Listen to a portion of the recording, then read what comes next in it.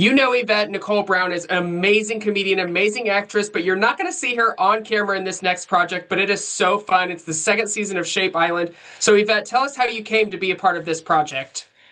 I got a call and they said we're doing a stop motion animation show about these great Mac Barnett and John Klassen shapes books. And do you want to be considered for the narrator? And I said, yes, please. That's how it happened. It was the easiest yes I think I've ever yesed in my life. And it's been a delightful experience voicing the narrator for 2 years. It is such beautiful storytelling, and the graphics are amazing. It's so fun to watch on screen. What is it like to be part of that when you finally see the end product after voicing this work? You never, when you do voiceover, sometimes it can be like a year or two before you see what it became.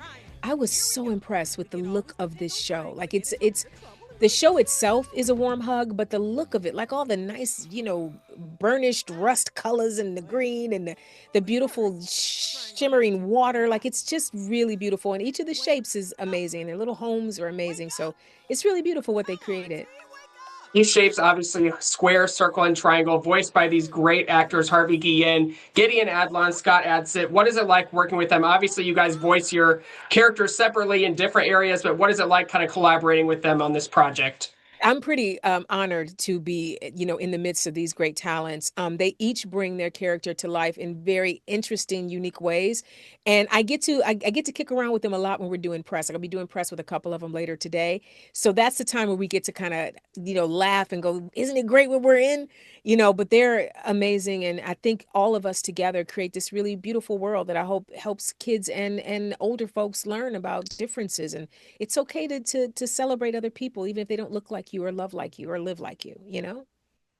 Audiences obviously know you've done a lot of voiceover work, but how do you put yourself in that mindset where you're not acting alongside Harvey, you're not acting alongside Gideon, you're in your own studio while they've already done their work, or they're waiting for you, or you're waiting for them to do their work? How do you put yourself in that mindset for that you know how it's going to finish up?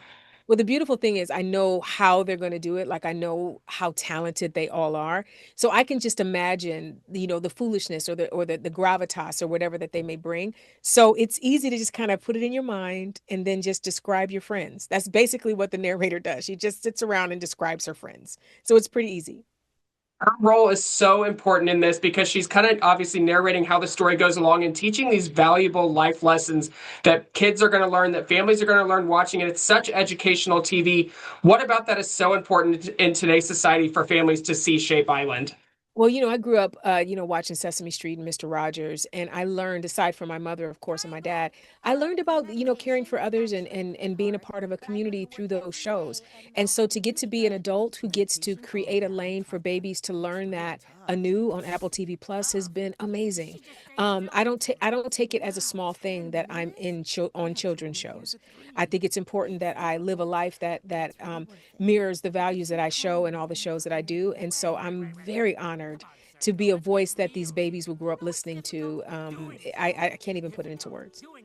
So special. What kind of storylines can you preview for audiences that they can expect in the second season episodes? Well, there's a real fun, I mean, this is a little self-serving, but there's a really fun episode where the narrator gets to shine. She thinks she's going to talk about the shapes, and then all of a sudden, they're not really doing anything that day. So she doesn't have anything to talk about them. So she goes on her own little adventure. So I really love that. And there's a really sweet episode coming up where a little creature joins the island, and there's a little frog that shows up, and the shapes have to figure out what's going on with the little frog. So there's a lot of really interesting, fun, silly adventures ahead for the three shapes.